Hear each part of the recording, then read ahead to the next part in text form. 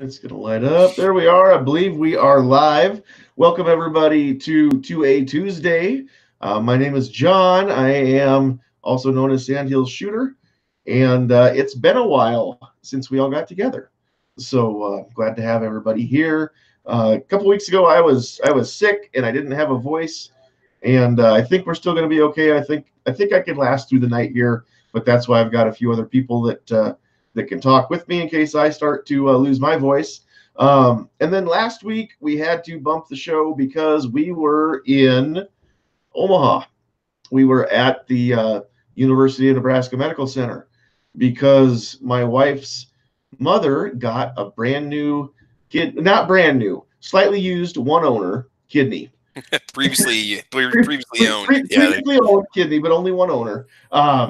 And she's doing well. She got out of the hospital today, and we're super happy about that. She was not on dialysis, but she was awful close. She was under 10% kidney function.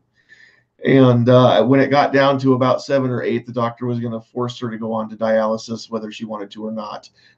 But she did get a live donor kidney from an anonymous donor. And so we don't know who that is, but we are very, very grateful for them to do that. So that's why we had to miss last week. It was for a great cause, and we might be able to do a little update video here after some time goes by that we can actually get some more info that we can discuss. But the hospital doesn't tell you much when it's an anonymous donor, and so we don't really know a whole lot about the situation just because of HIPAA and privacy and all that. So, all right, so we will go through here and say hi to everybody. We've had a few people out in the chat patiently waiting for us to join. So let us pull up here over on the gun channel side. We've got Jim Burgess in the house. Looks like Sean Bain and Dusty were there, and they're kind of maybe sleeping a little bit. So we will just say hi to everybody over there. G-Web looks like he is over there with us maybe too. And then on the YouTube side, we've got Yoder, Texas. We've got SS Pawn. Hey, Stan. One of these days, I'm going to go down there and hang out at your shop and say hi to you. Boob Sweat is here. Frank Hellman is here. I'm glad you stayed up. Like I said, pal, I don't know that there's enough beauty sleep in the world, so I'm glad you stayed up. Vanessa Kitty is here. Sam of Anarchy is here. Kingpin is here and in the chat. Who else do we have down here? Gun Loving Grandpa Stanley, not to be confused with Stan from SS Pawn. We've got Ed, what's up? We've got Rob C in the house. We've got Mrs. Rob C in the chat with us. Calaveras is there and here. D-Temp, Jim Burgess is there as well and here. My lovely bride, Sandhills Sweetheart. Glitter and Guns is there and here. Rob D is in the house. Gun Snob, what's up? Andrew Faulkner, Southpaw RX, William Keller, and I'm sure there will be plenty more for now. I'm sorry, world, that Frank has to remain ugly because he's not getting his beauty sleep because he's hanging out with us. So that's a sacrifice that I was willing to make. So I'm sorry, world. Two Light Moo is in the house. So real quick, we'll let everybody say hi that joined us for the chat. We've got. I don't think he's missed very many of these other than the night that it was his anniversary. Travis P11 is almost always a fixture here on our live chats. So welcome, Travis. Hey, man, thank you so much. I appreciate it. Hey, guys, first of all, make sure you check out gunchannels.com. A lot of good stuff over there. As for me, got Caliber Corner Saturday morning, 8 a.m. Central Time. And we have a variety of gun topics that we discuss. Otherwise, check out the channel Travis P11 on YouTube and Gun Streamer on YouTube. So thanks for the invite, man. I do appreciate it. All right. Find Travis at all of the usual places that you find all of us. Yeah. Next up, we've got, I think maybe he's not quite off work, but Squib, if you can say hi, go ahead and say hi. Hi. And welcome. And we'll let you talk more when you are not at work. Thank you. Yeah, no problem. We got your back. Moving right down the list here, we've got Kingpin David Bowling. How's it going? Not too bad. Thanks for having me. Good to see you guys. Give me just 1 second here. I need to do something real quick. We can cover for you. That's for being that we've got a couple people here from gun-friendly states and a couple people from not gun-friendly states. So that's where I got a good mixture. Cool. All right, I had to get that done. The door was open and it was blocking Old Glory, and I don't think anything should be in front of her. So, all right. I thought maybe you were worried the internet would run out the door. No, I didn't want to run the internet out the door. Because if you have a fan and have it blow it back the other way, your internet signal will get stronger. Is that how that works? I should probably try that. Yeah. It works for roll call when he's down in the basement. He uses a fan to blow the internet downstairs. I mostly just wanted to stand up to show everybody that I'm not Porky Piggin. So. No, thank goodness you weren't. Nope, I just wanted to get the flag there in full view because we don't want to block her. So, all right, we have logged in under the correct login and everything. We've got Mr. Jim Burgess. Hey, thanks for the invite, guys. Absolutely, thanks for joining us. All right, from the almost cold and snowy state of Ohio, Glitter and Guns. Hi. As always, go check out my YouTube channel. I made a Instagram that has the correct name on it now. It's Frankie Guns and Glitter. So that's brand new. I'm going to be doing a video soon. Very excited, of side-by-side comparison of my two new sites and which ones that I like better. So stay tuned and we'll find out. Awesome. Very cool. Very cool. Sounds like somebody's excited. Can't wait to make that video. All right. And then last, certainly not least, from behind enemy lines, clear over on the left coast of the country, we have got the coolest California cucumber, the tactical pickle himself, Calaveras 32 Special. I appreciate the invite. Thank you very much. And hard to live up to an intro like that. Well, just see that you try. That's all. We don't require a whole lot other than the effort. That's what we grade on here. So no problem there. All right. So we were going to have another special guest with us tonight that doesn't normally join us. We were going to have Mike from Walk the Talk America. And then he called me this afternoon when I was on my lunch break, and he's super apologetic. He even said, "I'm sorry because it's the day of, and I'm not that guy." But Mike is headed to a conference, I believe he said, in D.C. tomorrow. And he was going to fly out in the morning, but with the weather coming in, United called him and offered him a spot on an earlier flight tonight. So he just decided to go ahead and take him up on that. So he's traveling tonight instead of being home where he could join us. And I told him not to worry about it. We'll get him in next week. And he said that would be fine. So we won't have Mike with us tonight. So therefore, at the last minute, we decided to kind of let everybody else decide what they wanted to talk about. So we'll be doing some viewer-driven discussion, and I will ask my panelists to kind of help keep an eye on the chat so that we can bring up some of the topics out there that people are bringing up. So real quick, we will let a couple more people say hi that have just joined us. We've got Gizzard Gary, our tactical rooster, in the house. Hi. Thanks for the invite. Absolutely. Thanks for joining us. You can give him the bird. We have got Obnoxious One. What's going on? Shall not pee in fridge. Shall not be in fridge. And for those of you that have been with us a little bit, some of us are not Porky Piggin. We don't know if you are or not, but you don't have to prove it if you are. So, are you sure? You don't have to prove it. No, it's fine. Okay. If you are, we'll take your word for it. If you're not, either way. It's your loss, brother. And then we've also got Rich White, This Week Unloaded, joining us as well. Howdy, folks. Howdy. All right. And we did mention earlier before we went live, anybody who wants to run your camera during the chat, I know typically it's kind of just etiquette to turn off your camera just in case the host doesn't have a lot of bandwidth, but it's never been an issue here. So if anybody wants to turn on their camera, feel free to do so. If you're wearing pants, that is obnoxious. So, but anybody that's racist. It's not racist. It's clothist. It's clothing. I just wanted to point out that Travis P11 made a comment in the chat, the YouTube chat, and when I first read it, I thought it said, "Frank, I got your pants in the mail today." I got your parts in the mail. Parts. I don't know that that's any better. Why would I have Frank's pants? Uh-oh. I'm not sure. Did Frank cut off his ear and mail it to you, or what happened? Not that I know of. I'm hoping. What's in the box? Wow. Yep. There's 7 of them. No, so we're just kind of let this chat just go where it wants to tonight, and who knows what kind of rabbit holes we're going to go down. But again, we'll keep it classy. But aside from that, we'll let the viewers run the discussion tonight.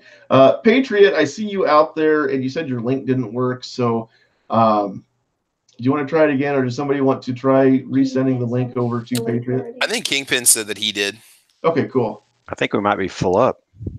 4, 6. Yeah. Oh, we are. There's our trouble. Man, you gotta get quicker on the ball. I shotgun these links out. Now you're going to be accused of being sadist. Yeah. Well, He said the link didn't work before Doc jumped in. So I mean, little angry orange guy can be kicked out for until that Patriot in. wow. That just seems like it would be fair, wouldn't it? That'd be such an obnoxious thing to do. No, if anybody wants to, you're welcome to, but I'm not going to kick anybody out. So we'll just kind of see how the night goes. But so we had a couple things. Travis, you had a really great idea that you put over on Facebook. So I'm going to let you lead off with that, and then we'll kind of just see where the night takes us. We're all very active in the 2A community, in the gun community. We do podcasts, we do videos and reviews and stuff. And I haven't been doing this as long as a lot of other people have been. How do you stay motivated, or what motivates you to want to continue to defend our gun rights and not become apathetic and sit back and say, you know what, let's let other people take over and do this because I've done my part? What is it that keeps you going? How do you not get burned out? Or are any of us hitting burnout because we've done the letters, we've done the petitions, we've done the rallies, we do the podcast? I mean, it's like, I don't know. What do you guys think about that? Just kind of what keeps your fire going? What keeps you motivated? Simple answer, you guys. Yeah. Everyone here in this chat, doing these on the regular, listening to in on some of the other chats where everyone gets into it, and the energy and the passion, really helps, keep me motivated. Well, you got it tough too, being in California, man. You guys always have to deal with laws and regulations and legislation, and geez. Yeah, that's that beat down alone would be enough to motivate a person to not even want to bother owning a firearm. It just it's got to feel like you're David, in a whole land full of Philistines right now, just because it's you're fighting the good fight. But yeah, I honestly don't understand how the folks in states like California, and I know there's other states too, where it just feels like you're constantly fighting uphill. But how that's got to be tough. Fighting against the antis is one thing. That, to me, that's actually the easier of the two parts. What's harder in my mind is fighting the people who claim to be pro-gun, but that are always trying to tell us in the behind enemy lines that, well, we should just move and that would solve all of our problems, because they refuse to recognize the fact that if because I refer to California's policies as a cancer. If it's not fought, it will spread. Yep. And that's the biggest thing, is you can have a lot of people who, take the I don't know if it's the easy route or not, but leave California to go to a state that's got better laws. But then that seems to me like it's conceding that California is lost. And I don't think that California is necessarily lost.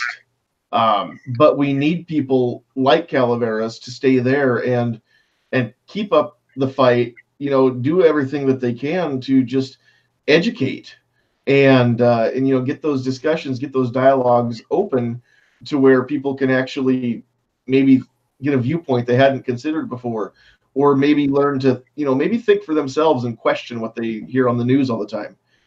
Because as we all know, what you hear and see on the news isn't always 100% accurate. And so I'm glad that you're not leaving for that reason. I'm glad that you're staying there and doing what you're doing. But as far as, we can do a lot of stuff sitting in front of our computers. We can make videos and we can post stuff on social media, things like that. But are there things that you can do as far as actually getting out face to face, rallies, finding like-minded individuals to, kind of spread the what do you want to say, the 2A gospel to other Californians? I certainly try. I mean, I don't get to make all the rallies that I would like to make, but I do get out to the ones I can. I don't know. It's difficult. I mean, I try to. Sorry. No, you have some pro-gun California gun organizations, right, that you can join and. Well, GOA started in California. Yeah, GOA started. That's where, and when it went national, they became GOA, but they still have their Gun Owners of California branch, which I'm a member of. California Rifle and Pistol, which I'm a member of. There's what? I think there's two other ones I'm a member of. I'm pulling blank. Isn't there one Cal Guns or something like that? Yeah, Cal Guns is another good one. I'm a member of that one. Trying to see if I have any stickers up on my ammo cabinet for jog my memory, but I don't see them at the moment. As for getting out, talking to people, unfortunately, going to the rallies, this kind of stuff, you don't get too many people that are willing to come up and talk to you as trying to learn. Most people it tends to be an echo chamber. I'm sure anyone who's been to rallies in other states can kind of understand that. As for talking to people who are maybe not pro, but not hardcore anti, with the rhetorics of the state and with how the systems in our state push so hard one way, it can be difficult sometimes to get those people to sit down and listen to you. I think also part of the issue is because they have had so much, sorry, Night Strike, but shall not infringe screamed in their face, that when they see someone approach in either in wearing a NRA shirt, GOA shirt, or whatever, or they see, when we're at the state capitol, there's a rally going on, people walk by, they tend to give it a wide berth because they don't want to get, confrontational. Or when you do get a chance to talk to them, so many of them are very leery of it because of past bad experiences. So that's an uphill battle as well. Absolutely, absolutely. So, anybody else want to chime in on just ways to keep morale up? I guess as far as just personally, what do you guys do and ladies do as far as just not feeling like it's all for nothing, or just to keep yourself going and just keep doing the things that we do and keep having the conversations that, frankly, most of the time you can kind of tell within the first couple minutes how it's going to go, but you don't just walk away. I mean, how do you keep yourselves going? I'm not going to lie. I've kind of taken it a little easy since I moved to North Carolina, because I fought so long and hard in Illinois and watched, most of that stuff go through anyway. So I got down here and I've kind of stepped back a little bit, but now we've got them to start putting bills in down here in North Carolina. So I'm going to have to get back at it. Sure. Well, and guy that comments has a comment out there. People don't want to hear facts and logic, and that's true. And for guy that comments, he says also feels too much like, do you have a moment to talk about Gun Jesus and Night Strike, our Lord and Savior? And that's, I guess that I'm hoping that maybe not everybody feels like that. Maybe you need a different approach, guy. If that's how it feels, I mean, maybe there's something else that you can do. And I don't know that necessarily. I mean, just walk down the sidewalk and hand out, Pro 2A tracts, like Bible tracts. But just when you get the opportunity to have that discussion, and those of us that live in a state that allows open carry, just to exercise that right when we can on the 2nd of the month. I mean, there's a lot of stuff that we can do just to, kind of spread awareness, and we don't have to work real hard at it. I know one thing I wish I could do coming up next week on Thursday. It's February 28th in Lincoln. The red flag bill that we talked about a few weeks ago, that's actually coming out of judiciary and hitting the floor of the unicameral, and they will be having hearing testimonies of people who want to show up on either side, or on both sides, and I'm not able to go there on Thursday. That's my wife's final chemo treatment. We're very happy she's in remission. We've got one more treatment, and then that's it. But I'm not going to miss that just to go down to Lincoln. So those of you who are listening in the state of Nebraska, there are things that we can do, and we will have somebody hopefully next week talk about the things that we can do, and we'll only have about 24 hours to get them done by that time. But you can send emails, you can send letters to the unicameral in Nebraska, and just actually say, whether you're for or against the red flag laws, and then those will get read as part of the testimonies if you submit them as such. And there's a website to do that. I'll be finding all that info again so that I can post that on social media and make a video about that. So, but in other states, I mean, sometimes we have rallies, and sometimes those are great, but sometimes that is a whole lot of preaching to the choir. Yeah, I don't know. I don't know what you can do. Y'all are seeing my four-legged co-host back there. Patriot makes an interesting comment in the YouTube side. Panel, move your discussion to, quote, protecting liberties, end quote, and that will bring in more people.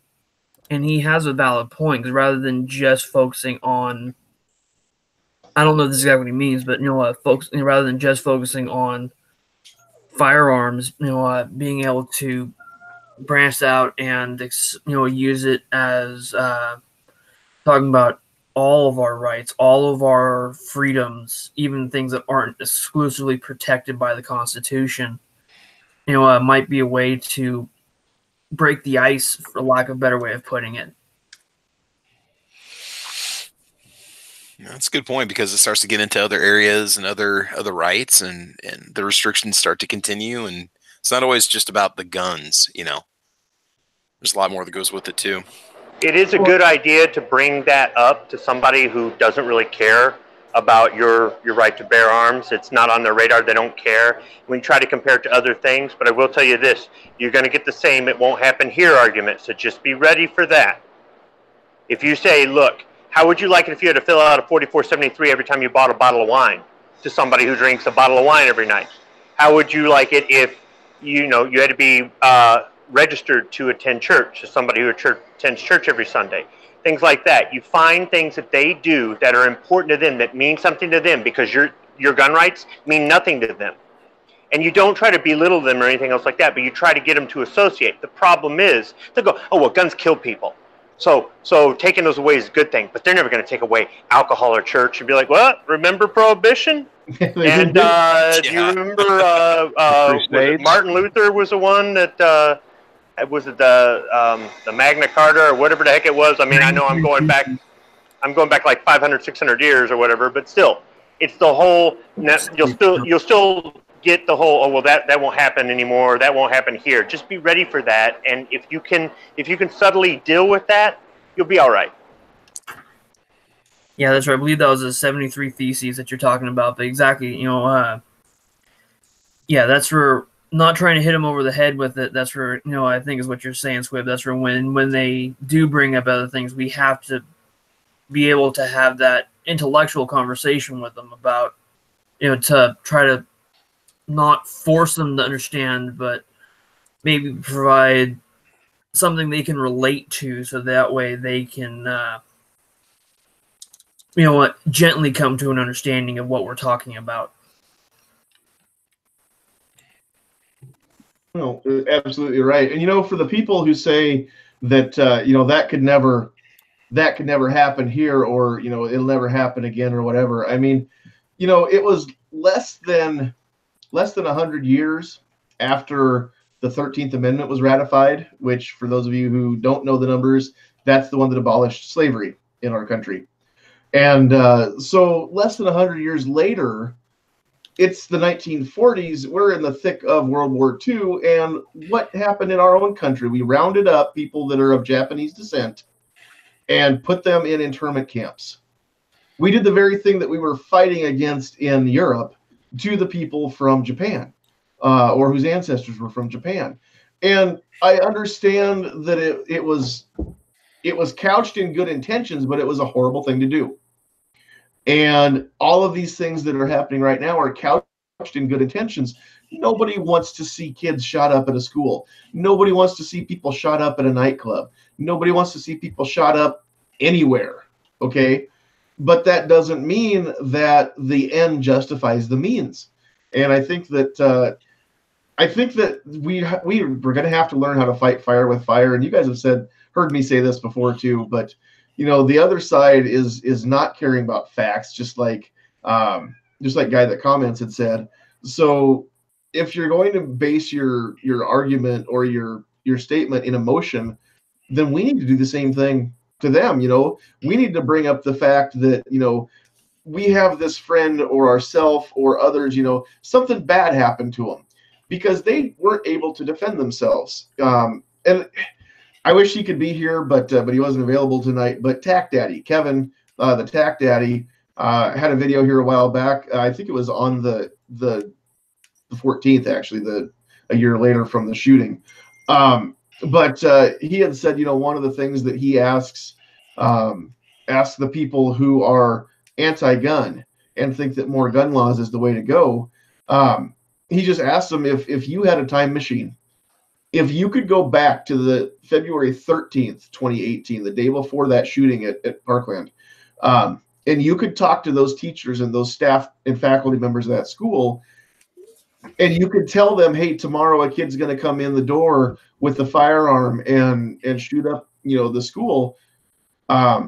Would you tell them to take a gun to school with them to stop that tomorrow? There's not a faster way to thwart that than to say, hey, let's get some extra security in here, right? Let's bring armed security in. So with emotion, to hook people in, and then we can use the facts, use the logic, maybe to help bolster our point, right? Instead of just saying, hey, you're more likely to get struck by lightning than you are to be shot in school. Yet tell that to the people who buried their kids a year ago. They don't care about lightning strikes. Who cares about the numbers? But what happens is if we come at them with, number one, hey, that's terrible, and we can be a little empathetic. At the same time, if we can say, hey, it's not that I don't care about the way you feel, but the problem is the things that people want to do aren't going to. We've proven time and again, these proposals have done nothing to keep kids safe in schools.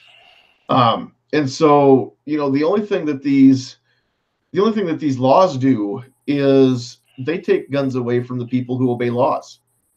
And no law will ever work on somebody who has already proven they don't care about laws.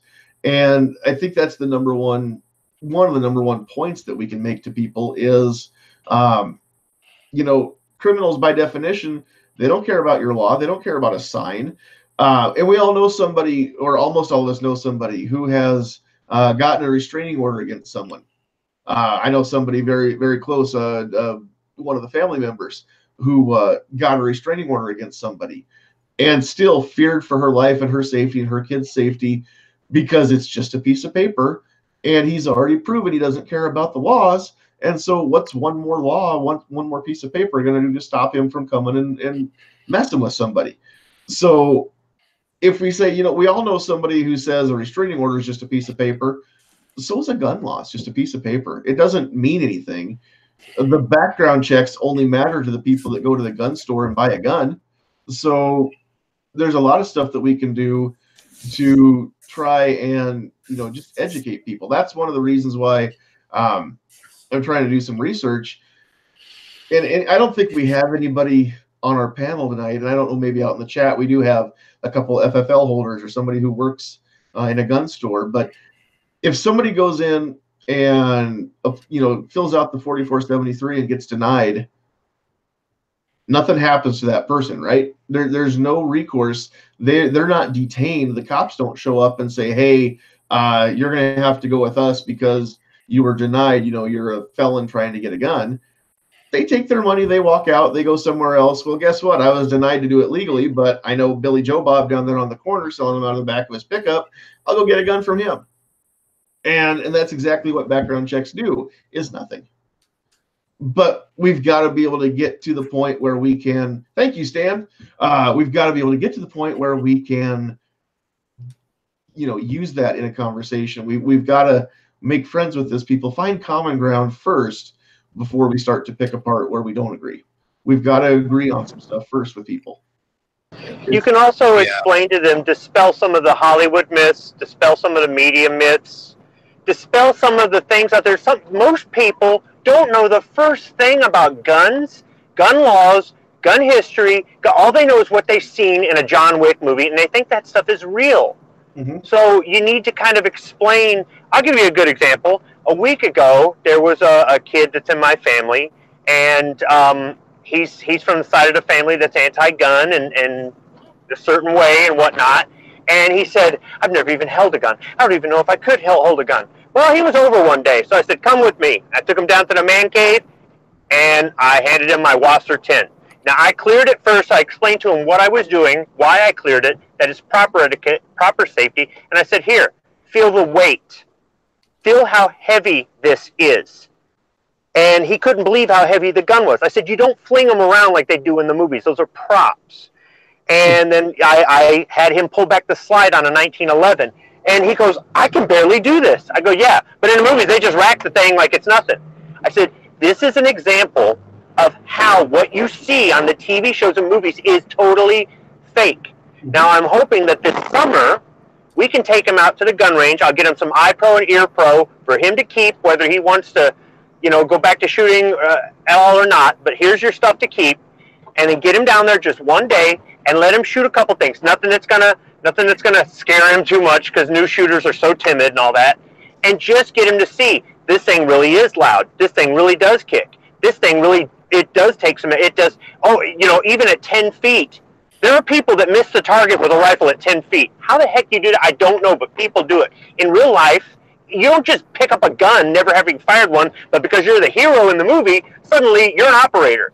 And I want him to see that and then make his decisions on his own. There's one thing I hear in our community all the time, and it drives me up a wall.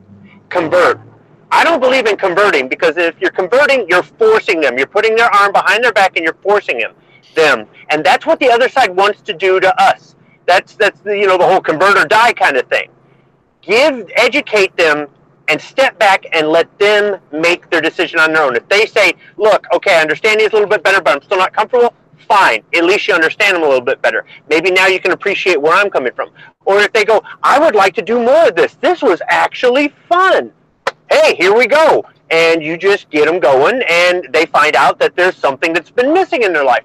Whatever it is, don't ever force them. And I also recommend, too, that if you don't have a variety of guns, you don't have a gun that's good for a beginner, don't hand them a 44 Magnum and laugh at them when they pop themselves in the face with it, or heaven forbid, have an ND and it's even worse. And, it just, think about what you're doing when you're taking this new person out, if you even get that opportunity. And don't be persistent to the point where you drive them away, but also be able to step back and have some patience, because one day that person might go, I want you to show me how to use a gun, because maybe, despite the fact that they've hated guns and they just believe what they hear on the news, and that's it. Maybe one day somebody threatened them and they managed to get away, and all they were thinking was, I wish I had a gun. And now you're the gun guy or gal, and they come to you for help, for support. I'm not saying that you have to hope that happens, and definitely don't try to make it happen, but you never know when somebody who has been against you, as long as you can remember, might come to you for help. Because you've never been the bully, you've never laughed at them, anytime it starts to turn into an argument, you back off, you back down. I'm talking about your friends, your family, your coworkers. I'm not talking about walking up to a stranger on the street. I'm talking about somebody that you might be comfortable with talking to, or somebody that you see every day. You're the gun guy or gun gal, you understand this. So when something happens and the person goes, I don't even own a gun, I don't know the first thing about guns. Here, well, let me explain to you what the 4 basic firearm safety rules are. And have them step back and go, I've never even heard of that in my whole life. There are all kinds of ways we can chisel away at it in small amounts. Unfortunately, it may be too little too late, but you shouldn't give up. Mm-hmm. Well, and that's one of those things, too, where I've heard more than one account of just quoting the the 4 basic rules of gun safety, and somebody was like, I had no idea that there were actually official rules to gun safety. I never knew that there was, I just thought guns were dangerous and people killed people with them, and then that was it. It's like, why would there not be rules for gun safety the same as there are rules for, automobile safety and driving down the road? Sure, there's going to be rules for gun safety. My wife is not a shooter. She's shot a few times in her life, but she's no gun nut like I am. But if I say, what's the first thing you need to know about gun safety? What is it? Uh-oh. I put her on the spot. Don't leave it at people. And don't aim it at people. Always treat it like it's loaded, right? So, the number one rule of safety is treat every gun as if it's loaded, because, so in every other rule spills down from that, right? I mean, keep it pointed in a safe direction. Why? Because it could go off, right? So if we treat it like it's loaded, all the other rules make sense. But people who haven't been around guns, it's always like a huge eye-opening thing for them. Oh my gosh, I never thought about that before. Yeah, if you treat every gun like it's loaded, teach your kids to treat every gun like it's loaded. Teach your kids not to touch them. Get some of the good stuff that NRA actually does with Eddie the Eagle, and teach your kids, if you see a gun, you don't touch it. You go find a grown-up and let them take care of it, right? Right, that's like I offered to my sister-in-law, who's not the biggest fan of guns. That's for with her 2 sons. That's where they're both a little young right now, but that's where last time I was talking to her, I made the offer about teaching her 2 boys the basics of, so not just being told, if you see one, run away, but actually, taking them, that's where my brother honestly was, totally up for the idea. And she was, hesitant, but seemed open to it. So that way we can, you can essentially teach them, so that way, they see it, they've been around a little bit, they've go out, get an old pumpkin, something, so they can see when you hit it and it blows it to heck. It kind of imprints in their mind that, okay, I was taught not to mess with it, and they kind of have an image in their mind as to why. So that way it's not to scare them, because that's where they'd have the ear protection, this kind of stuff on being out there. But that way they can kind of wrap their head around more of the, rather than it just being pounded into their head, verbally, they have a better understanding. Mm-hmm. As I explained it to my sister-in-law, that's for, because I know her and my brother won't. They're close friends. Have no concern about them potentially leaving something out where the kids can get to it. But as the kids get into school, and if they go over to a friend's house that they've met through school, those parents may not be as careful. So that's why wanting the kids to have a basic understanding of it, so that way my nephews stay safe. Exactly right. Exactly right. When I was in the military, when they did our introduction to weapons, they started off with the M16, and they showed us what this thing can do to solid objects. They shot it through a telephone pole. They shattered a cinder block with it. Then they pulled out the milk jug that was full of water. They said, this is an analog of a human head. Think of your brain. It's floating around in fluid. If any of you guys have ever shot 5.56 through a milk jug full of water or any other liquid, you get a small hole in the front and a big hole out the back, and stuff goes everywhere. I use that same analog with my children when I was teaching them firearm safety, not to scare them, but to show them that these are not toys. This is a tool that can either save your life or it can ruin your life.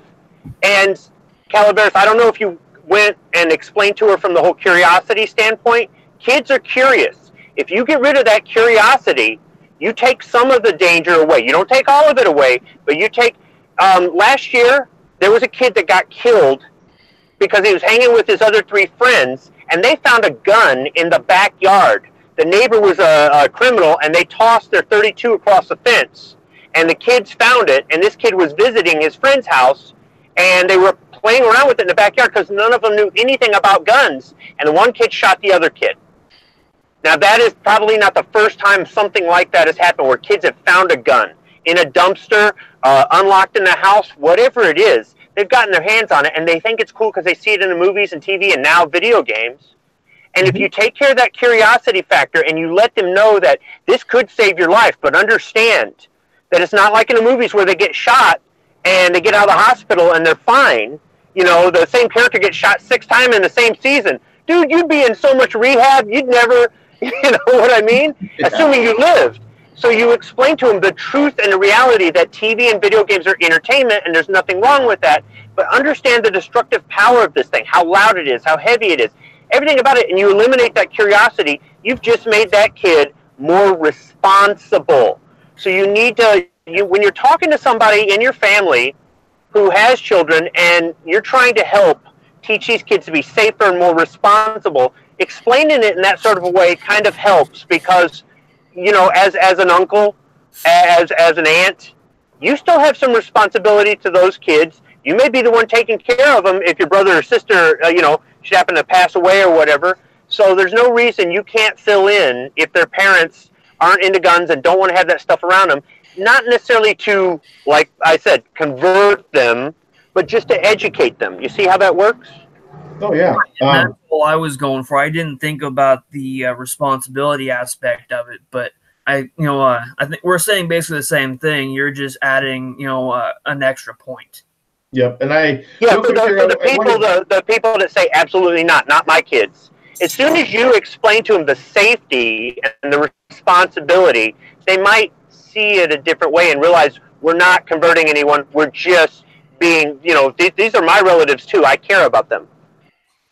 Oh, exactly right. And the biggest thing is too, I mean, assure the parents that, you want to teach them responsibility. You want to teach them safety. You don't want to teach them to go shoot stuff. You don't want to teach them to kill stuff. You want to teach them gun responsibility and gun safety. And the only way to do that is with, the best way to do it is with live fire. And I had the same thing when I was a little kid. I had somebody, they were up turkey hunting, and at the end of the day, before the shotguns got put away, and the alcohol came out, there was an old empty beer can laying in the back of the pickup. And my dad's friend went and hung that on a tree branch and then came back over and said, "This is what shotguns do." And he shot that empty beer can with a 12 gauge with a turkey load. And you can about imagine there was not much can left. Confetti. Pretty much, yeah, aluminum confetti. Confetti. And he said, this guns will do the same thing to little boys as they will to that can. They're not toys. We don't play with them. If you want to look at it, we'll unload it and you can take a look. And I've never forgotten that. Here I am, almost 40. It's been probably 35 years ago, but I'll never forget that, seeing him do that and shoot that can like that. Real quick, Double A wants a shout out to his offspring. So Hill Climb Ohio JB, how's it going? Glad you're over there in the chat. There's a few other people that we'll shout out. So just Sandhills. Yeah. To Hill Climb Ohio. That's where I know I was listening back to a replay, and you had jumped in to listen to Never Enough Ammo's chat the other night. His can get rated R. This one is family friendly. Just FYI. Yeah. Yeah, we keep it classy, but the thing is, over there in the chat, anything with questionable words gets held for review, so the moderators can take a look at that and decide if it's okay or not. So, but yeah, if any comments get restricted or blocked, then that's why. So we leave it up to the discretion of the moderators and myself. But yeah, that's cool. How old is Hill Climb? I can answer that from in the chat. Go ahead. 30. 30, okay. 35, right? So we're not talking about a teenage kid. This is a no. Still, we're glad to have you. Thanks for coming along and joining us. That's awesome.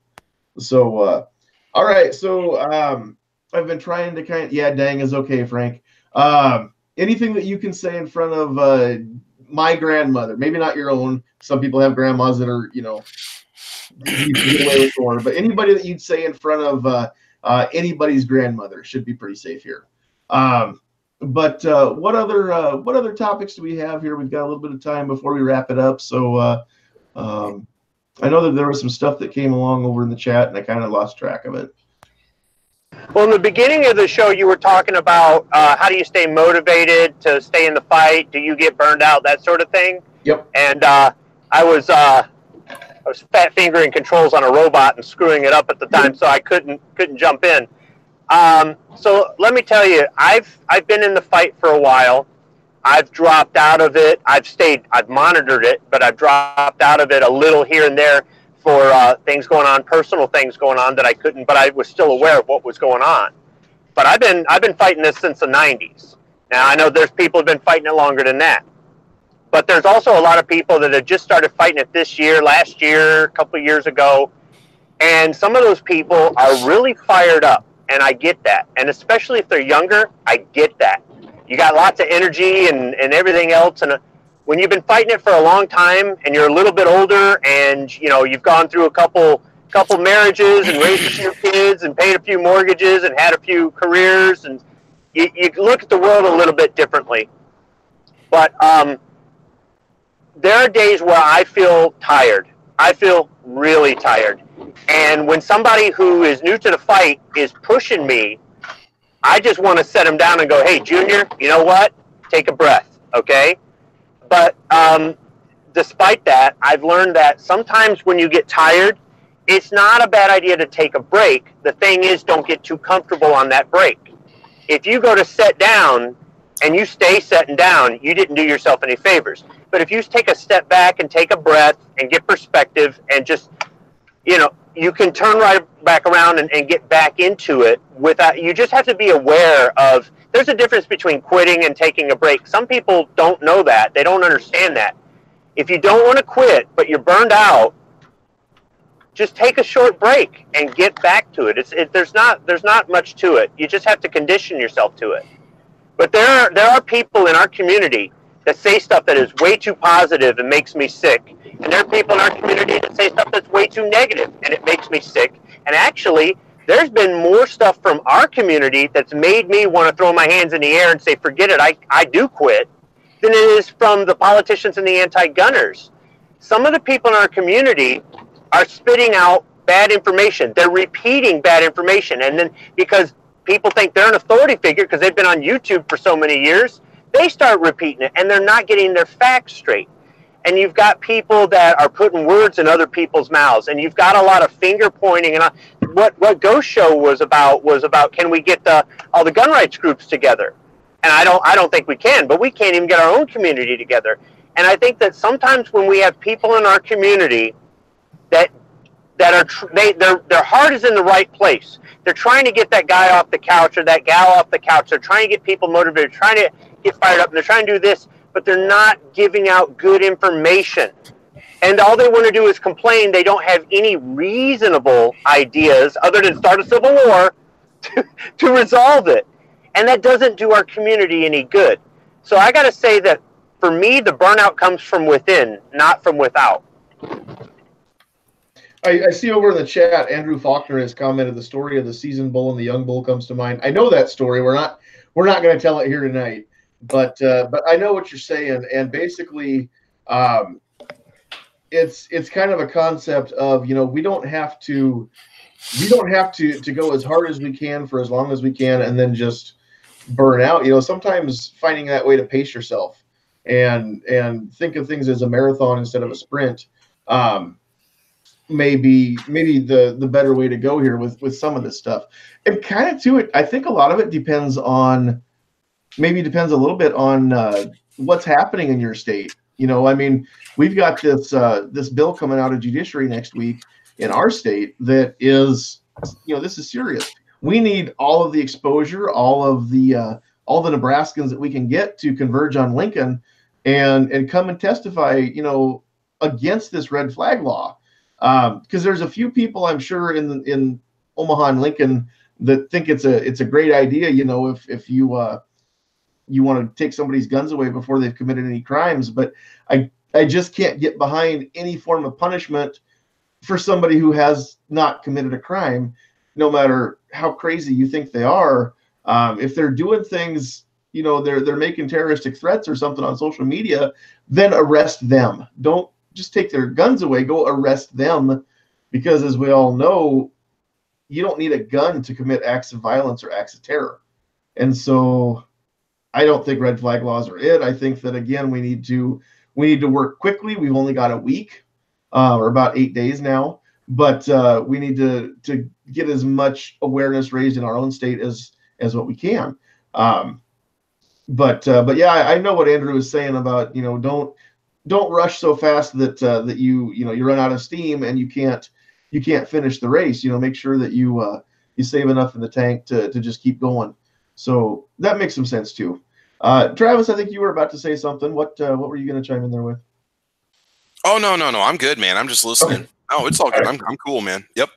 All right. Real quick, there was a little bit of discussion about the press check, and I wanted to, I already showed Sandhills Sweetheart a little bit. We've got the airsoft pistol here, and it is clear, so we're not pointing this at anybody. But a press check is what Local 223 basically said is it's the way to verify the first rule, that it's treat it like it's loaded. Well, a press check is you just take the serrations front or back and just pull the slide back just a little bit just to see whether or not there's something in the chamber. Of course, this is airsoft, so there's not, but that's what a press check is. Just open it a little bit. You don't pull the slide far enough back to eject the round if there is one loaded, but you just want to make sure that it's loaded. So that's all we had to say about the press check. Openly threatening Trump is okay, but don't question the government. Would I miss something in the chat? Maybe. Openly threatening the president's never okay. But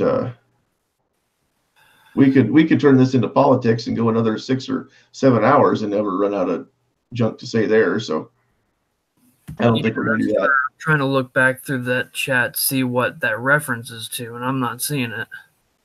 Unless it was something one of us said that I missed. Yeah, Freedom for All. Maybe you can drop in there a little bit of an explanation as to what you're talking about, because you left a bunch of us confused. Yep, not sure what's going on there. Wasn't the idea of addressing the person making threats? Oh, yeah, maybe. On social media. Yeah, I mean the idiot that did the shooting a year ago in Florida.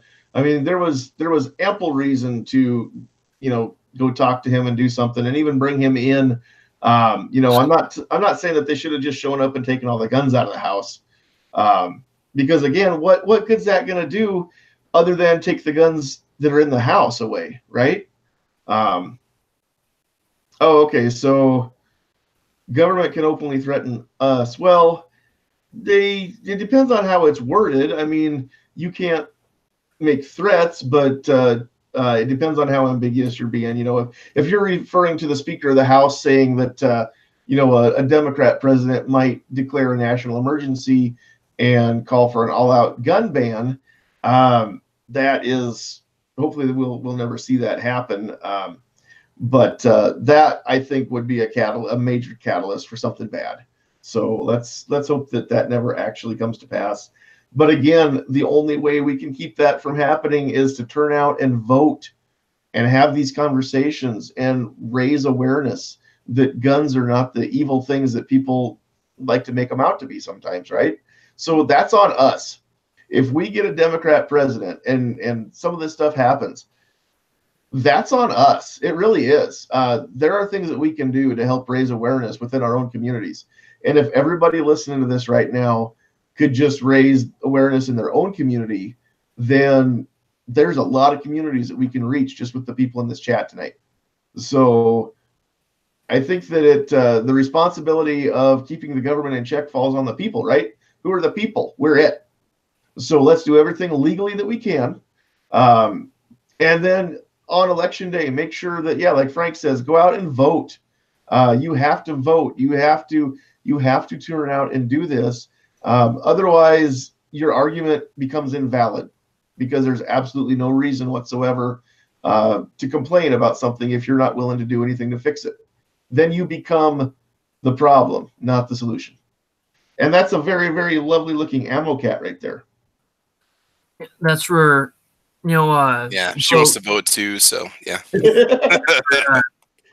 Democrat? Her vote counts then. Libertarian, actually, but she'll just go whoever's pro-gun at the time. So That's for like Budget talks about. That's for using all forms of communication to contact, not just the vote, but that way we can vote that people in, and we can continuously remind them why we voted for them, so that way they don't. Well, they're less likely to bend with the winds of change and to go different directions than what was originally their stance. And I think that also is important. Sometimes at these Pro 2A rallies, you're going to have politicians. You're going to have the politicians that are already in office, and they're going to be explaining to you what they've been doing for you and what sort of uphill battle they've got. And then you're going to have the ones that want to get elected. And you're going to hear what they have to say, and here's how strong their message is. Here's my thing. If you hear a message from somebody who wants to be elected, and they're your governor or they're the senator in your district or whatever, you have a direct line to them because your vote counts for them. And they do get in office. If they ever turn on you, you get a hold of them and you say, Governor so-and-so, do you remember that cold day, rainy day in April that we stood on the steps in the Capitol together and you said you were here to protect our gun rights? What's changed, sir or ma'am? There's a good reason to go to rallies whenever you can, and sometimes life gets in the way. I understand that. And there are some people that go, oh, well, you don't understand. My state's so big you can't get to it. Oh, whatever. Pittsburgh's 9 hours away, and I went to it.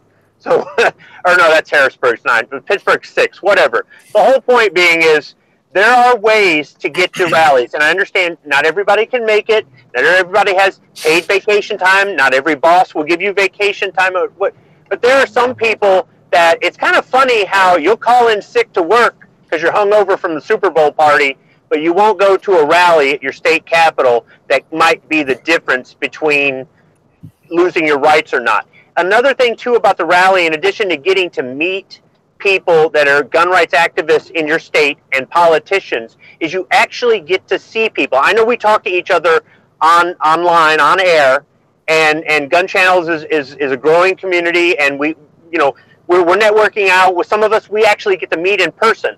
But when you have never been to a rally before and you show up at your state capitol and there's 100 other people carrying guns and you're looking around, you suddenly don't feel alone anymore when you're in a community where maybe you don't have any friends or family or coworkers that you can talk to about guns. Maybe you do keep silent because you're afraid your name's going to get on a list. There are so many people out there that I know want to be active, but they're scared. Some of them are dang near paranoid that if they say anything online, in person, write a letter, have a membership, do whatever, their name's going to end up on a list, and they're worried the government will kick in their door because they're on a list.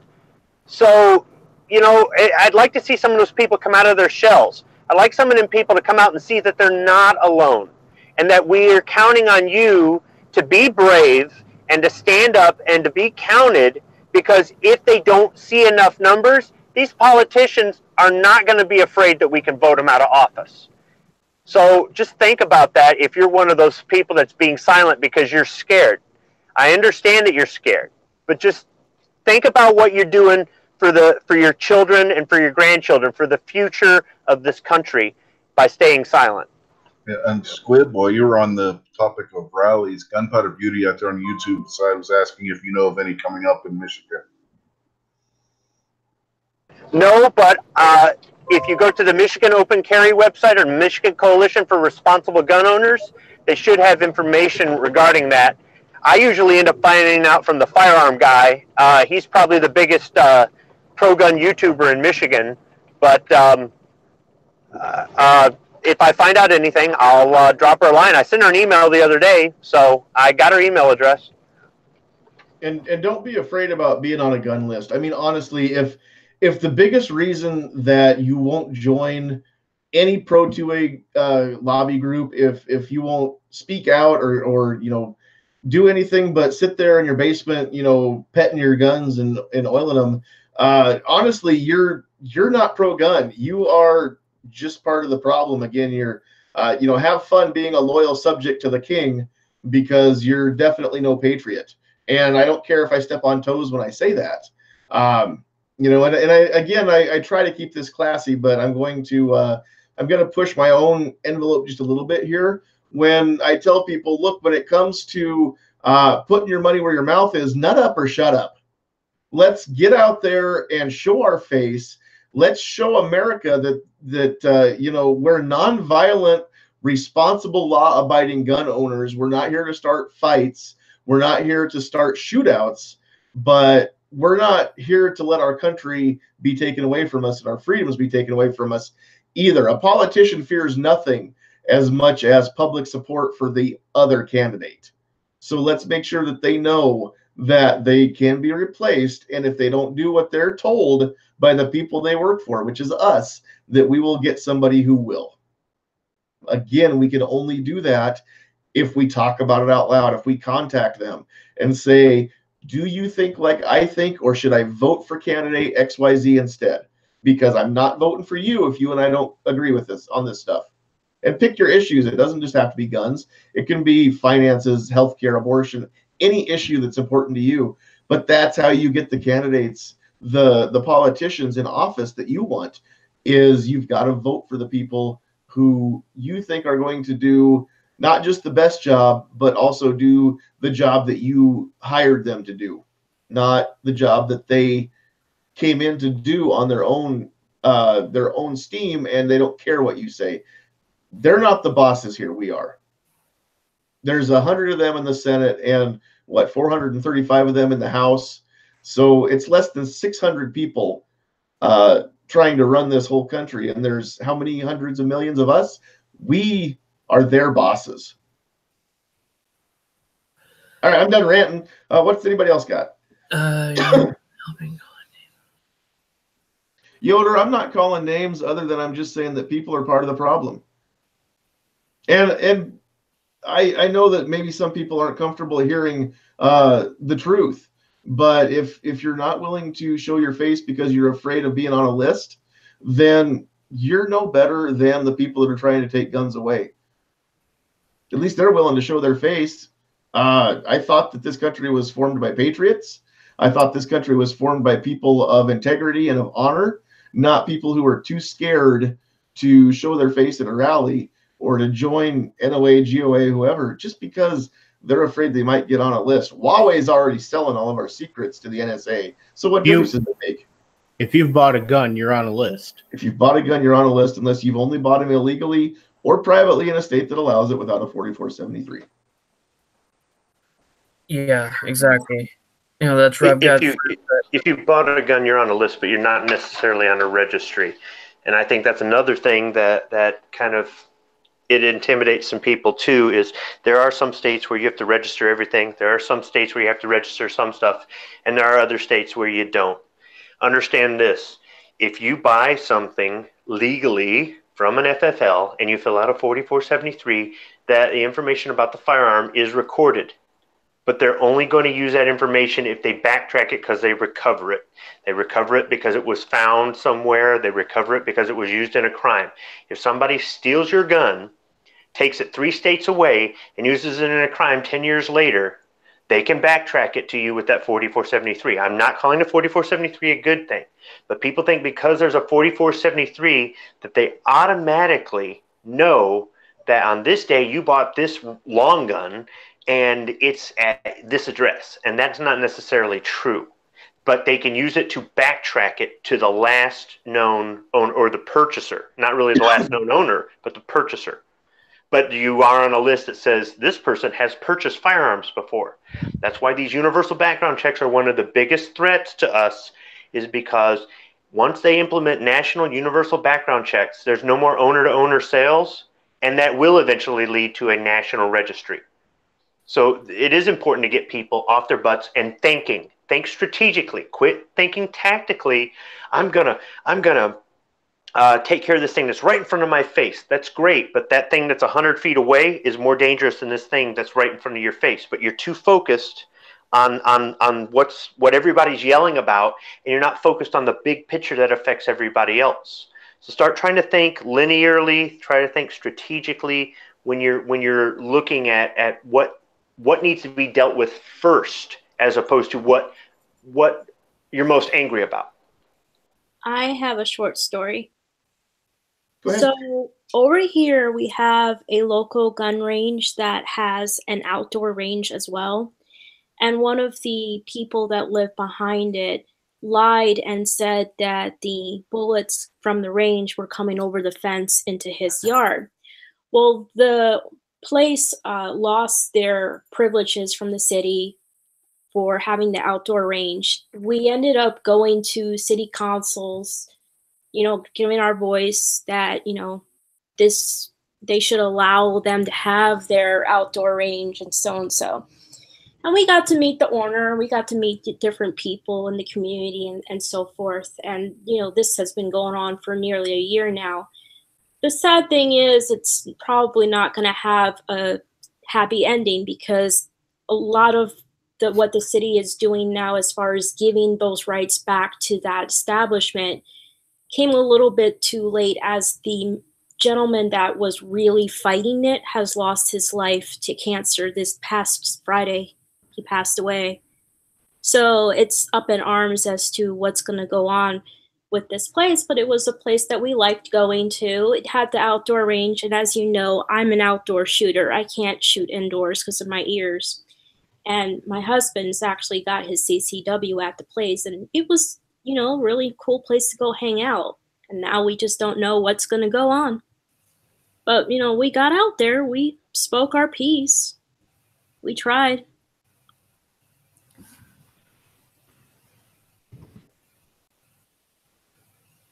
And stuff like that, that's pretty much what keeps me motivated and going. I lived in a city, Chicago, where you basically have no gun rights. The either corrupt cops, and sorry, I'm more on the cop side now than I was back in the heyday, and then you got the criminals all have guns, but the good guys don't have guns. And then living over here in a state where I have gun rights that I can exercise and just, become a shooter, start learning about things and so forth. And then going on to teaching other people. I work in an extremely liberal establishment. People talk bad about the president, about other government officials and everything else constantly all day long. Well, it got out that I was building an AR-15, and now I have women coming up to me and asking me questions about guns and wanting to build out their own AR-15 rifles and pistols, wanting me to go with them to the stores, and pick out their first guns and so forth. So it's getting pretty exciting just, touching people in my daily life. I think that's a great example. I'm glad you shared it with us. Yes, thank you very much, Glitter. Awesome. And the problem with ranges is with new ordinances, if these older ranges have been grandfathered in, sometimes they're close to roads where the minimum distance to shoot is so many 100 yards now, but back in the day might have only been 50. To try to start a new range has got to be monumental. I can't even imagine the money it would take to, first of all, buy the land, and then to get the insurance you would need for it. And then it would just be, especially if you don't have public shooting ranges or public areas where you can go shoot. The private ranges are unfortunately, they're kind of a dying establishment because of these, urban sprawls that start to build out in these areas, and you get these housing subdivisions that get close to the land and people complain about noise. And then before you know it, you just don't even have a place to go practice anymore. So, talking about with the urban expansion, yeah, gun ranges, airports, railroad tracks, all this kind of stuff. I've seen it a number of times. Developers will intentionally buy that land because it's in part because of the the quote unquote noise pollution, and then people will buy those houses specifically because they are cheaper, and then they try to turn around and take legal action to shut down whatever it is that's reducing their property value in order to make their property value go up. It's like it has been there for generations. You just barely moved in, a month ago. Maybe you should have, bought somewhere else. That's kind of my thoughts on that. So, all right. Well, I think we're about ready to wrap it up. The chat's turning into junior high, and pretty soon we're going to hear about whose dad is bigger than whose dad. I'm going to address something real quick, and we're not naming names. But when I call people out, I'm calling out groups of people, and I'm using generalizations. And if anybody gets butthurt over that, I'm sorry that I hurt your feelers, but I can't take ownership for your butthurt. If what I say when I talk about people who are afraid to be on a list, when I talk about people who are afraid to be active and secure our freedoms being part of the problem, it's my opinion, it's my channel, and my channel is a place where I voice my opinion. I don't force anybody to be here in these chats. But if I step on anybody's toes and I make people feel uncomfortable, I wonder if maybe it's because it hits a little too close to home, first of all. But I'm not calling anybody out. I'm not naming any names, and I'm not attacking anybody personally. So if that does hurt your feelers, I'm sorry. But I'm not going to retract what I say. And I do think that we need to be part of the solution. I think that fear of a registry is not a reason to sit back and let one happen. And I think that's what's going to happen if we don't all get active and get vocal. So I know not everybody wants to put their face on a YouTube video. Not everybody wants to go out and not everybody wants to go out and be at a rally or speak publicly, and that's fine. Not everybody needs to do that. But there are things that we can do, and we can support other people, other organizations, other lobby groups who are willing to do that for us if that works for you. But again, I'm not trying to single out anybody. So those of you who are offended by my rants, I'm sorry. And maybe you should find a channel that doesn't hurt your feelers. But I'm not going to apologize for my opinions for the way that I feel. That's why I have a channel. So anyway, we're going to wrap things up. So we will let everybody make a few closing remarks. I just want to say thank you to everybody who joined us, especially over here on Gun Channels, because there weren't that many, but we had Jim lurking over there. We've got David over there, Calaveras. Sean was actually awake for this, so that was cool. Thanks for joining us, Sean. And I think that was all we had over on the Gun Channels chat. And then over on YouTube, we had Frank Hellman, again, guy that comments, Freedom for All, Armament Nexus, Kingpin, Gun Loving Grandpa Stanley, Yoder, Stephen Dawkins, Calaveras, who have I skipped here? Hill Climb, Ohio, JB. Thanks for joining us. SS Pawn, go get some beauty sleep, Stan. Sounds like everybody needs some beauty sleep around here, myself included. Gizzard Gary, Obnoxious One, Jim, guy that comments, Andrew Faulkner, Scott P79. And I know that the chat goes on, and I can't see everybody that was kind of in the middle there. Rob D, Ozzy Osbourne was barking at the moon. I saw that. Freedom for All. Hey guys, it's Calaveras 32 Special. Hi, Calaveras 32 Special. Nice. He's got his own intro and outro. That was cool. That was cool. It's just a canned outro. There you go. Sorry about that. I know that we had Gunpowder Beauty out there. We have there's a lot of people I know I'm going to skip as I quickly flip through here. But everybody that joined us, thank you very much. Local 223, Grim 90, I saw you. Everybody that I've missed, I'm sorry for missing you. Again, I'm not trying to hurt anybody's feelings by not seeing your chat and not seeing your name and calling it out. Glitter and Guns was out there. I know we had Patriot in the Dark out there for a while too. We the People was doing some pretty good chatting there for a while. So thanks everybody for joining us. We will let everybody say goodnight in their own way here. So we'll just kind of go backwards. Calaveras, you're in such a big hurry there to get your name out. We'll go ahead and let you say goodnight. Checking how many subs I have on different pages, and autoplay was turned on apparently on Gunstreamer. Can we just address how sexist it was for him to say, "Hey guys"? Yeah. All right. Well, at least I'm not as bad as Midnight, right? Oh, I don't know. Well, guys, and even saying guys and gals anymore is sexist. So I mean, what are you supposed to do? Jeez, I mean, you're gonna offend somebody that you didn't mention, and there's a that's true because if we only say guys and gals, that leaves a whole bunch of other. Wow, I mean, I don't even know where to start. Hey, how you doing? Fellow Just beings. Yep. Hello, Just say you people. Even if you say everybody, you're triggering people that want to be alone. So what but you can you trigger people by saying you people. You people, that's racist right there. Now you're narrowing it down to me. You people. Good God. What people? You mean white people on YouTube? As Sarge would say, I meant that in the most offensive and divisive way possible. Yes, you would. Yes, you would. All right. Tread, I saw you and Keith Gregory out there in the chat too. So we will go through and let Gizzard Gary say goodnight or anything else. Hey, I'm you not want to even say. finished yet. Oh, you're not done?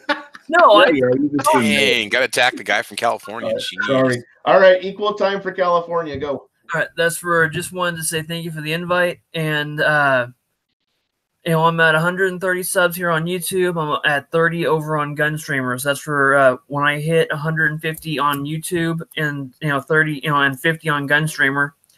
I have a couple decks of cards from G-Webs or a gun website or gear websites, a firearms inventor and a Old West playing card. I'll do a giveaway where the winners will, one from each will get to select their deck of choice. I appreciate the invite there, Sandhills, and thank you very much. Absolutely. Thanks for joining us. Okay, now we will go to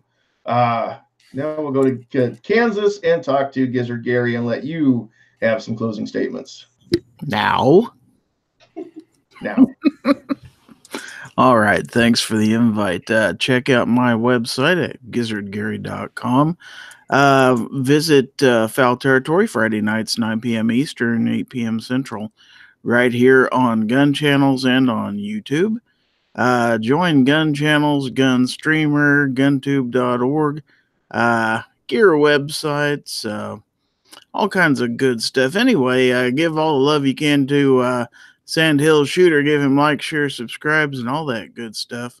And remember, give him the bird. All right. Thank you for that. And thank you for being here. All right. Somebody out in the chat was wanting to know if you have your own YouTube channel, Glitter. I do. Right now I have a name mismatch because I'm in Google/YouTube name jail. I am Glitter and Guns on YouTube, and on Instagram I am Frankie's Guns and Glitter, which is my real name. All right. So go find Frankie's Guns and Glitter and go subscribe to her on all of social media. So, all right. Thank you for being here. Always a pleasure. And we'll swing down into the great state of Texas and say goodnight to Jim.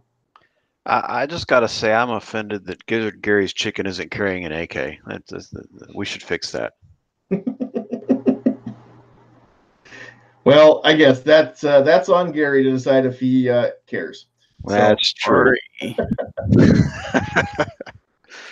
No, thanks for the invite. It was good talk tonight.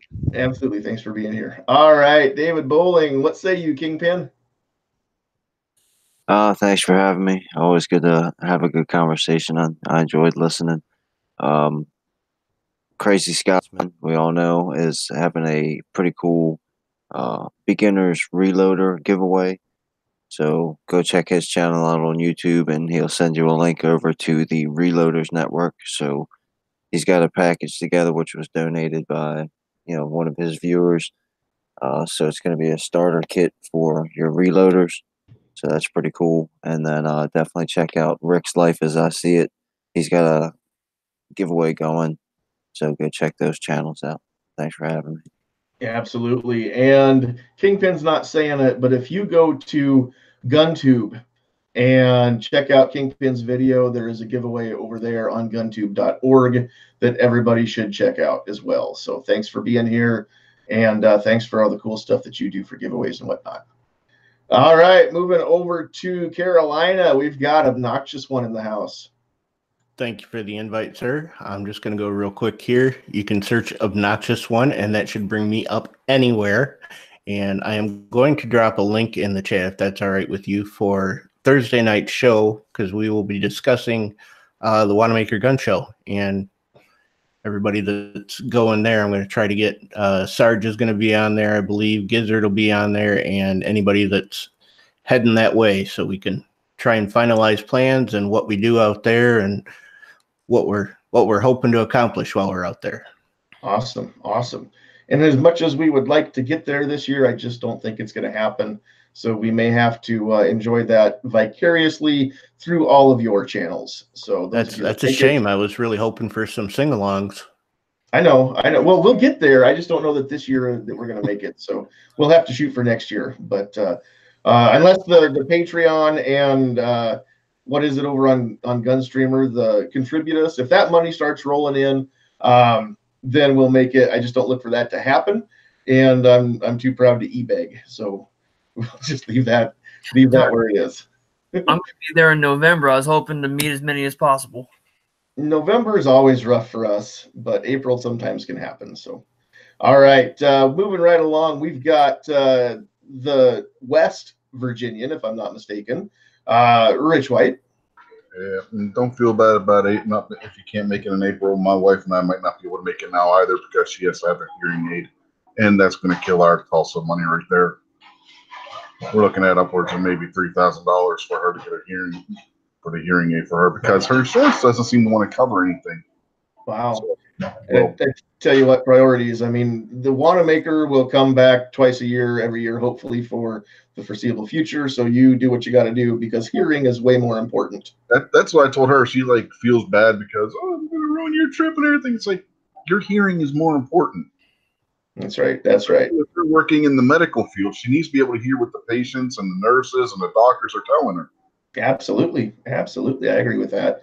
So, so yeah, we will try and that's the best thing about this community is there's going to be chances down the road where we can all get together. And eventually I'd like to meet face to face all of you who I haven't met yet. So that would be cool. So, all right.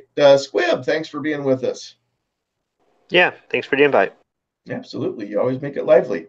Somebody called you the Energizer Bunny here a while back in the chat because they're not sure if you ever actually take a breath, but just trying to get it out and move on to the next subject. You always bring opinions and thoughts that they're well thought out. I know that you're not just repeating crap that you heard on the news. You've actually oh no, my stuff's original. Stuff. Yeah. And exactly. if you don't like it, I'm not going to apologize. As a matter of fact, I'm going to call you out, Sandhills. I'm going to call you out for being sorry on your own show. Well, I'm sorry that you feel that way. Well, now I'm sorry that you're sorry. No, I don't. No. I'm just sorry for the both of you. You guys are just playing devil's advocate. I'm sorry I joined. Kingpin, you can just shut that stuff down. Last but not least, the closest thing I have to a YouTube co-host, we've got Travis P11, the other coolest Nebraskan in this chat. Hey, there you go. There's enough room in the state for the both of us. Barely, but we both fit. So, no, I just, heck yeah. I just want to thank you guys. Thank you for the invite. It's awesome being here. It's always good having these chats. I want to echo what Squib had said earlier. Do go to a rally. That is something that can energize you. Get to learn to network with people. You get to meet people that are like-minded, especially if you're in a community or an area or a place of employment where you might be the pro-gun person in the room. You might be the pro-2A person. You might be surrounded by the environment that's just not supportive of you. Go to a rally. Just make the trip and go. I mean, it's definitely worth it. It's an awesome experience.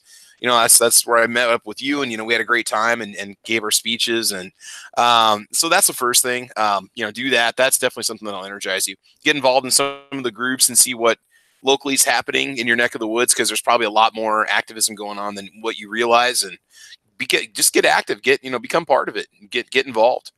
Otherwise, for the channel, do check out Caliber Corner, 8 a.m. Central Time over there on gunchannels.com Saturday mornings. That's pretty much it, man. Thank you for the invite, dude. Awesome. And yep, thanks for being here. Yep. All right, so with that, we will wrap everything up. And again, I just want to echo what Travis said. Even if you just show up at a rally, you don't have to talk, but just having bodies at the rallies, just showing support. If you can, when there are bills coming up in your state legislatures, if you're close to your state capital, go there. Most state capitals, I think, work the same as ours, where you have to actually sign in. And whatever issue that they are presenting that day, you have to sign in for, against, or neutral. So they know how many people are in the gallery for a motion, against a motion, or a bill or what have you. So just show up and let your presence speak for something. And sometimes it's just as simple as that. You don't have to say a word. But do everything that you can. If you want to do things and you're out of ideas and you want to do more, just reach out to some of the people on the panel here. A lot of us have social media accounts where you can reach us and actually talk directly to us. You don't have to wait for a live chat to get a hold of us. So go ahead and do that too. But anybody on this panel, they've all had some great ideas as far as things that we can all do to be a little more active if you're looking for that. So this has been to a Tuesday, and it was number 16 of the series. So with that, we will say bye, Felicia. Adios, Felicia. Te amo. Adios, Felicia.